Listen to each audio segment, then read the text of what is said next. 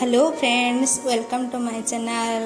मुझे आपण मानक नहीं आसी एक चिली रेसिपी जोटा खाइबा बहुत टेस्टी आउ बनैबा भी बहुत सहज। ताहले चलंतु जानि नबा एटा किपरि प्रस्तुत करा जाए।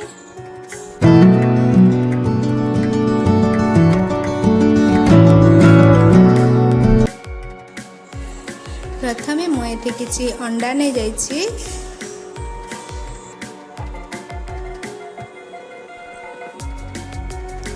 तापरे मुझे गोटे बाउल नहीं जाइछि। एबे आमे अंडा को गोटे गोटे करी भांगी दबा।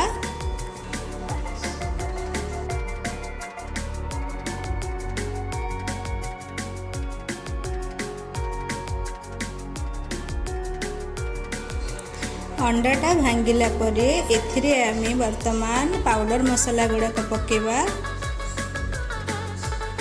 तो मु प्रथमे नहीं हलदी पाउडर गोटे चम्मच पकईछि, लंका गुंड गोटे चम्मच पकईछि, जीरा गुंड गोटे चम्मच पकईछि, गरम मसाला गुंड गोटे चम्मच पकईली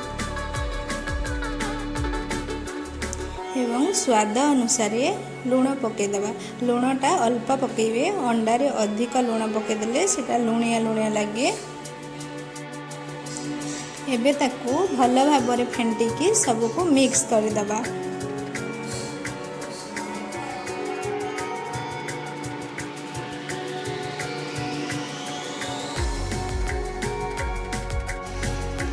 एबे मु गोटे पान नहीं जाइछि। पानटा भल भाव गरम होला परे 2 चम्मच एथिरे ऑयल ऐड करदबा।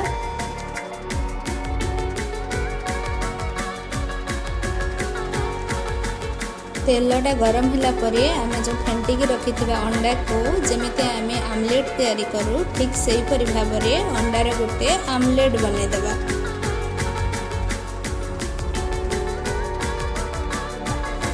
अंडा देला परे गैस टा को मीडियम फ्लेम रे रखिबा। जालटा अधिक हेले ये संगे संग तळटा जळि जिवो, ऊपरटा हे नथिबो। सेति पई गैस टा पूरा मीडियम फ्लेम रे देकी ढांकणा लगे देबा। 2 मिनिट पर्यंत याकू छाड़ी देबा।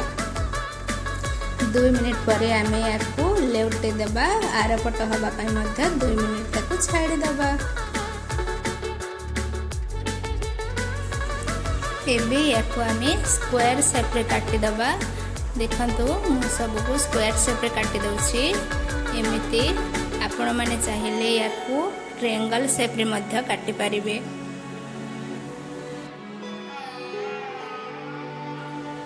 याकू एबे आमे चिली फ्राई प्रस्तुत करिबा। तो सर्वप्रथमे मु एठी गोटे गिना नै जाइछि। गिना रे अल्प किछि चिली सॉस नै जाउछि। देन तापरे सोया सॉस किछि नै जिबा।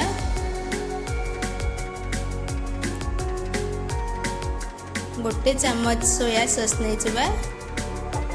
तापरे एठी गोटे रु 2 चम्मच टमाटो सॉस ऐड करिबा।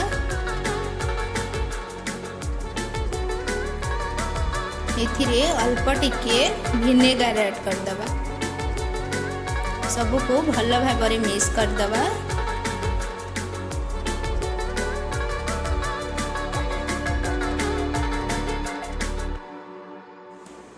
एबे गोटे पान गरम कर दबा। पान गरम होला परे एथिरे 2 चम्मच तेल ऐड कर दबा। एही रेसिपी रे सबुठु कम तेल यूज हबो। देखंतु 2 चम्मच तेल नहीं मु। तेलटा गरम होला परे एबे एथिरे काटिकी रखिथिबा 2टा कंचा लंका दे पके दबा। आपण मानकु राग जदि पसंद नहे ताहले याकू स्किप करि परिबे। तापरे मु एठी अल्प टिके रसुण पूरा छोट छोट करी काटिकी नैछि। देन एथिरे अल्प टिके अदा काटिकी पके दबा।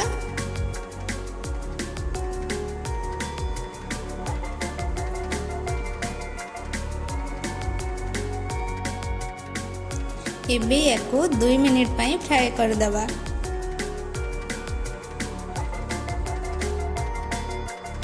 2 मिनिट परे एथिरे काटिकी रखिथिबा स्क्वायर साइज रे काटिकी रखिथिबा गोटे कैप्सिकम ऐड करिबा। देन तापरे पियाज ऐड करदबा। एबे याकू 2 मिनिट पाई फ्राए करदबा।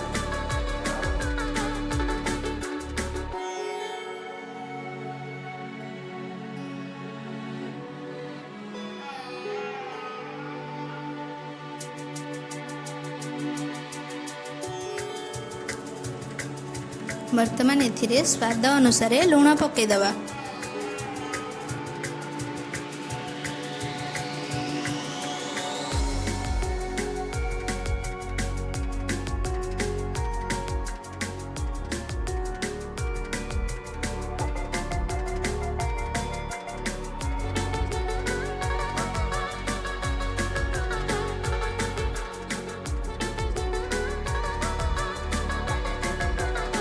एबे देखंतु 2 मिनिट परे यारी कलरटा मध्य चेंज हो गलानी। तो एबे एथिरे आमे जो मिक्स करिकी रखिथिबा सब सॉस गुड़ाक ऐड करदबा।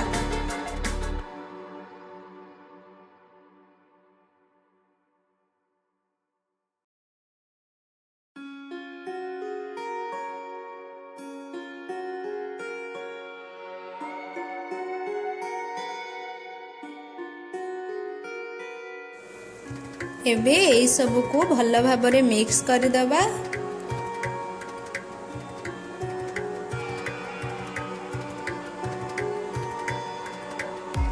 तापरे एथिरे गोटे चम्मच जीरा गुंड पकेदबा, गोटे चम्मच लंका गुंड पकेदबा, गोटे चम्मच गरम मसाला पाउडर पकेदबा, अल्प टिके हलदी गुंड मध्य पकेदबा।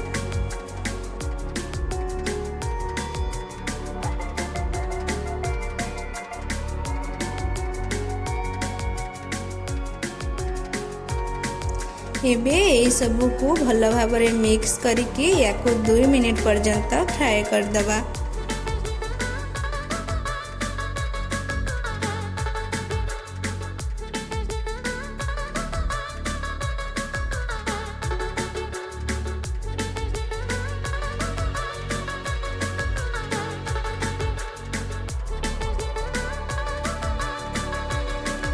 वर्तमान एथिरे आमे जो काटिकी रखिथिबा अंडा को पकई दबा।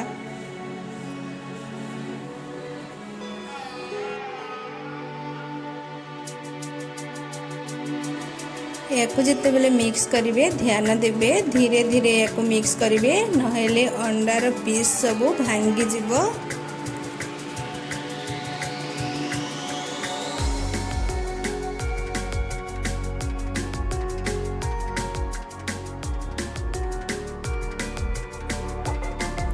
फाइनली देखंतु रेडी हो जाइए आमर एग चिल्ली। तो लास्ट आम ए कटा धनिया पत्र किछि पकईदबा। आपण माने याकू भात किंबा रुटी सहित खाई परिबे। देखिकी जानी पारुथिबे ये केते टेस्टी हेइथिबो।